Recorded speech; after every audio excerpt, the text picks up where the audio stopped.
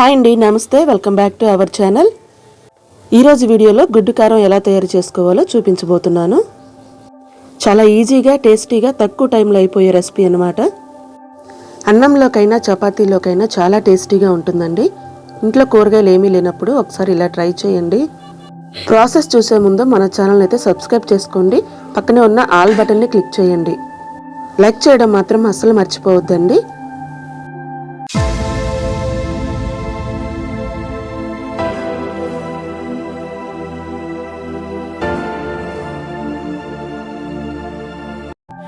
Okay అండి, process చూద్దాం.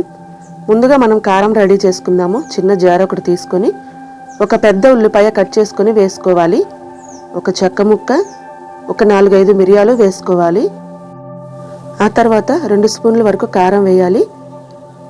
మీరు మీ టేస్ట్ తగినట్లు వేసుకోండి. తర్వాత 1 స్పూను సాల్ట్ వేసుకోవాలి. వేసుకున్న తర్వాత కోర్సుగా గ్రైండ్ చేసుకోండి. చూడండి, ఇలా కోర్సుగా గ్రైండ్ చేసుకోవాలి. ఇప్పుడు స్టవ్ వెలిగించుకొని కడాయి పెట్టుకొని సరిపడా ఆయిల్ వేసుకోవాలి. 1 స్పూన్ వరకు పచ్చిపప్పు వేస్తున్నానండి. 4 పచ్చిమిర్చి చీలికలు వేసుకోవాలి. 1 స్పూన్ ఉల్లిపాయ ముక్కలు, అవి వేగేంత వరకు కూడా వేయించుకోండి. అవి వేగిన తర్వాత 2 రెమ్మల వరకు కరివేపాకు వేసి వేగేంత వరకు వేయించుకోవాలి. ఇప్పుడు 1/2 టీ స్పూన్ అల్లం చిన్నులపాయ పేస్ట్ వేసుకొని పచ్చివాసన పోయేంత వరకు కూడా వేయించుకోవాలి. ఇలా ఉల్లిపాయలు రెడ్ అండ్ బ్రౌన్ కలర్లో వచ్చేంత వరకు కూడా వేయించుకోవాలండి. ఇప్పుడు ముందుగానే గ్రైండ్ చేసి పెట్టుకున్న ఉల్లిపాయ కారం అనేది మనం వేసుకొని అది కూడా పచ్చివాసన పోయేంత వరకు, మంచి అరోమా వచ్చేంత వరకు కూడా వేయించుకోవాలి. ఇప్పుడు చిటికెడు పసుపు వేసి బాగా కలపాలి. ఆయిల్ పైకి రిలీజ్ అయ్యేంత వరకు ఇలా చక్కగా స్టవ్ను లో ఫ్లేమ్లో పెట్టి మాత్రమే వేయించుకోవాలండి.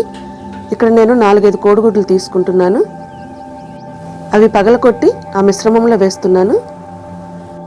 అవి వేసిన తర్వాత కదపకుండా ఒక 5 మినిట్స్ వరకు లో ఫ్లేమ్లో పెట్టి ఉడికించండి. ఇలా చక్కగా ఉడికిపోతుందండి. అప్పుడు మీరు గరిటెతో స్లోగా సైడ్లు తీస్తూ ఆ తర్వాత పూర్తిగా తీయండి. అప్పుడు మనకి నుజ్జు అవ్వకుండా కరెక్ట్గా పీసెస్ టైప్లో వస్తుందండి. చూడండి, ఇలా వీడియోలో చూపించినట్లుగా మీరు కూడా ఒకసారి ట్రై చేయండి. అలా నెమ్మదిగా తీసుకొని పీసెస్ని తిరగేయాలండి. చూడండి, వీడియోలో చూపించినట్లుగా చేయండి. ఇప్పుడు వాటిని కొంచెం చిన్న చిన్న ముక్కలుగా గరిటెతోనే మనం కట్ చేసుకోవాలి.